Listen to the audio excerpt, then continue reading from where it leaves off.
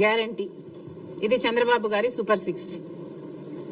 ఈ సూపర్ 6 లో భాగంగా చంద్రబాబు గారు కొన్ని వాగ్దానాలు ఇచ్చారు.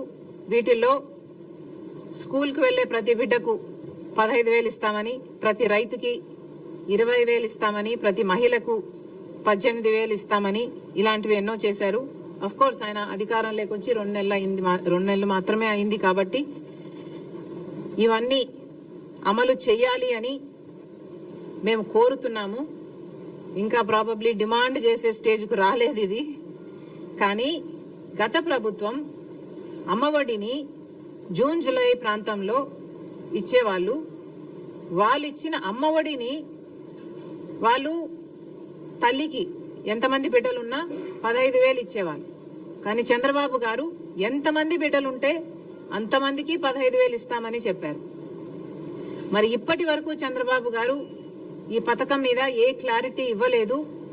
లోకేష్ గారైతే ఈ పథకం ఈ సంవత్సరం జరగకపోవచ్చు అని కూడా మాట్లాడుతున్నారు. కాబట్టి ఏ మాత్రం అవకాశం ఉన్నా ఈ పథకాన్ని వెంటనే అమలు చేయాలి అని డిమాండ్ చేస్తున్నాం.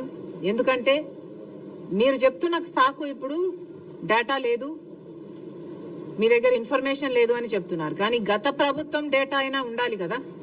గత ప్రభుత్వం పథకం మీరు ఫాలో అవుతున్నప్పుడు కనీసం ఆ మేరకైనా మీరు ఇవ్వాలి కదా.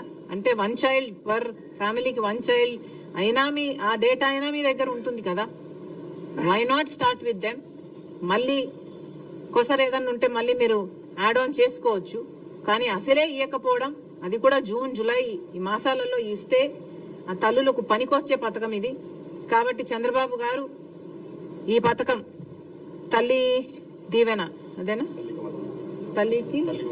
తల్లికి వందనం, ఈ పథకం కింద ఏ మాత్రం వీలున్నా కనీసం 1 చైల్డ్ కైనా ఇవ్వాలని కాంగ్రెస్ పార్టీ కోరుతుంది.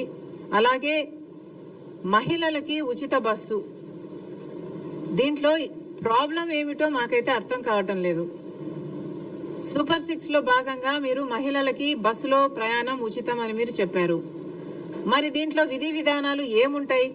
మహిళలు అన్నాక మహిళలే కదా. ఒక మహిళ బస్సు ఎక్కితే 0 టికెట్ ఇవ్వాలి, ఫ్రీ టికెట్ ఇవ్వాలి. It's as simple as that. Telangana ప్రభుత్వము అధికారంలోకి వచ్చిన వెంటనే ఈ పథకాన్ని అమలు చేయగలిగినప్పుడు మీరు అధికారంలోకి వచ్చిన వెంటనే ఇదే పథకాన్ని, మహిళలకు ఫ్రీ టికెట్ ఇచ్చే పథకాన్ని ఎందుకు అమలు చేయలేకపోతున్నారో మాకు అర్థం కావటం లేదు. కనీసం ఇంత చిన్న పథకాన్ని కూడా అమలు చేసే ధైర్యం మీరు కనపరచకపోతే ఇది ఎలా అర్థం చేసుకోవాలో కూడా ప్రజలకు అర్థం కావటం లేదు. కాబట్టి కనీసం ఈ పథకం, మహిళలకు ఉచిత బస్సు అనే ఈ పథకమైనా వెంటనే అమలు చేయాలని కాంగ్రెస్ పార్టీ డిమాండ్ చేస్తుంది. తర్వాత రైతులకు ఏటా 20,000 ఇస్తామని చంద్రబాబు గారు చెప్పారు. మరి దానికి విధి విధానాలు అంటున్నారు. 80 లక్షల మంది రైతులు, కనీసం మీరు జూన్ జూలైలో ఇస్తే వాళ్ళకి పంట వేసుకోవడానికైనా పనికొచ్చేది. అది ఇవ్వకపోగా, అది ఎప్పుడు ఇస్తారా అని రైతులందరూ ఎదురు చూస్తుంటే అది ఇవ్వకపోగా విత్తనాల కోసం కొన్ని చోట్ల లైన్లలో నిలబడుతున్నారు అని మేము అడిగితే మమ్మల్ని ఎద్దేవా చేశారు. సరే పర్వాలేదు, రైతులు కష్టాలలో ఉన్నారు, వరదలు వచ్చాయి, పంటలు చాలా మందికి నష్టపోయారు.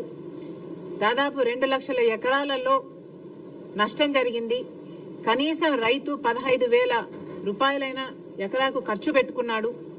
మరి వాళ్ళకి మీరు నష్టపరిహారం చెల్లించండి అని మేము అదే పనిగా వరద ప్రాంతానికి వెళ్లి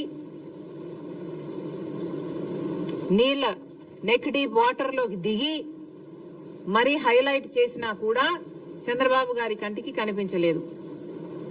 మరి అలాంటి రైతులని, వరద ప్రాంతాలలో మునిగిపోయిన ఆ పంటల్ని పరిశీలించినట్టుగా మాకు చంద్రబాబు గారు గాని, పవన్ కళ్యాణ్ గారు గాని, పురంధేశ్వరి గారు గాని మాకెక్కడా కనిపించలేదు. సరే, మీరు పర్యటించకపోయినా కూడా మేము పర్యటించాం కాబట్టి మేము చెప్తున్నాము, మీరు కనీసం రివ్యూ అయినా పెట్టి ఎంతమంది నష్టపోయారో అంచనా వేసి కనీసం 15,000 అయినా ఇవ్వండి అని మేము కోరటం జరిగింది. మీరేమో 3,000 ఇస్తామని చెప్పారు. ఆ 3,000 ఎక్కడికి సరిపోతుంది? ఎవరికి సరిపోతుంది? ఒకసారి ప్రభుత్వం ఆలోచన చేయాలి. ఏది అడిగినా ఈ మధ్య చంద్రబాబు గారు మాటకు ముందే డబ్బులు లేవు, గత ప్రభుత్వం అప్పులు చేసి వెళ్ళింది అంటున్నారు. అప్పులు చేసి వెళ్ళిన మాట వాస్తవం కావచ్చు, కానీ అప్పులు ఉన్నాయి అన్న సంగతి చంద్రబాబు గారికి తెలిసిన విషయమే. తెలిసే కూటమితో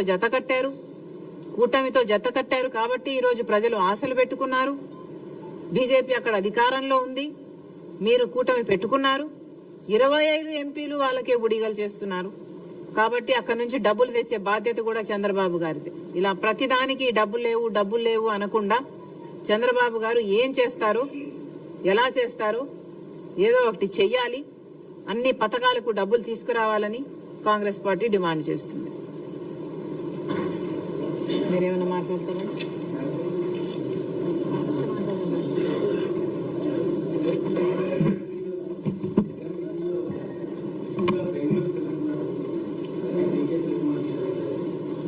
వాస్తవం లేదా?